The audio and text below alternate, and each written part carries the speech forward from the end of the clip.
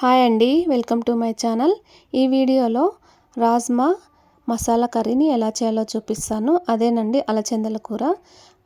నీట్గా కడిగేసుకొని ఒక నైట్ మొత్తం నానబెట్టుకోవాలి. ఇప్పుడు మార్నింగ్ కుక్కర్లో వేసుకొని 2 గ్లాసెస్ వాటర్ పోసేసుకోవాలి. కొంచెం సాల్ట్ వేసుకోవాలి, హాఫ్ స్పూన్ పసుపు వేసుకొని ఇప్పుడు కుక్కర్ మూత పెట్టుకొని 10 విజిల్స్ వచ్చే వరకు ఉడికించుకోవాలి. 10 విజిల్స్ వచ్చిన తర్వాత వాటర్ వంపేసుకొని ఒక బౌల్లోకి తీసుకోవాలి. తర్వాత స్టవ్ వెలిగించుకొని కడాయి పెట్టుకొని 3 టేబుల్ స్పూన్ల ఆయిల్ని వేసుకొని సన్నగా కట్ చేసుకున్న ఆనియన్ ముక్కల్ని వేసుకొని ఫ్రై చేసుకోవాలి. ఈ వీడియో కనుక ఫస్ట్ టైం చూసినట్టయితే సబ్స్క్రైబ్ చేయడం మర్చిపోకండి. ఆనియన్ ముక్కల్ని బ్రౌన్ కలర్ వచ్చే వరకు ఇలా ఫ్రై చేసుకోవాలి.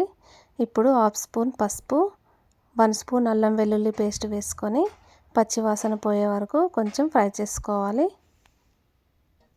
ఈ కర్రీ రోటీ, చపాతీ, పూరీలోకి బాగుంటుంది. ఇప్పుడు ఉడికించుకున్న రాజ్మాని వేసుకోవాలి.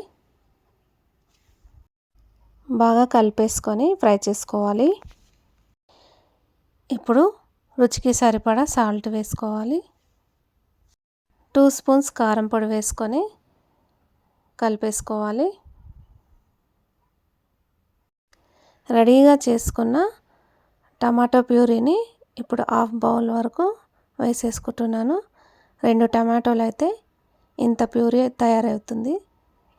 ఇలా వేసేసుకొని ఒకసారి కలిపేసుకొని ఇప్పుడు కొన్ని వాటర్ పోసుకోవాలి.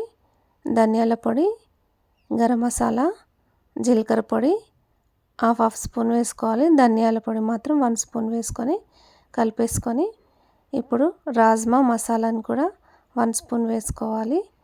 వేసేసుకొని మూత పెట్టుకొని ఉడికించుకోవాలి ఒక 5 మినిట్స్. 5 మినిట్స్ తర్వాత మూత తీసి చూసుకుంటే మనకు రాజ్మా కర్రీ రెడీ అయిపోయింది. ఇప్పుడు 1 స్పూన్ బటర్ వేసుకొని మిక్స్ చేసుకోవాలి. ఇంతేనండి, స్టవ్ ఆఫ్ చేసేసుకుంటే రాజ్మా కర్రీ రెడీ. ఈ వీడియో నచ్చినట్టయితే లైక్ చేయండి, షేర్ చేయండి, సబ్స్క్రైబ్ చేసుకోండి. మీరు ఒకసారి ట్రై చేసి కామెంట్ పెట్టండి ఎలా వచ్చిందో. బెల్ ఐకాన్ క్లిక్ చేయండి.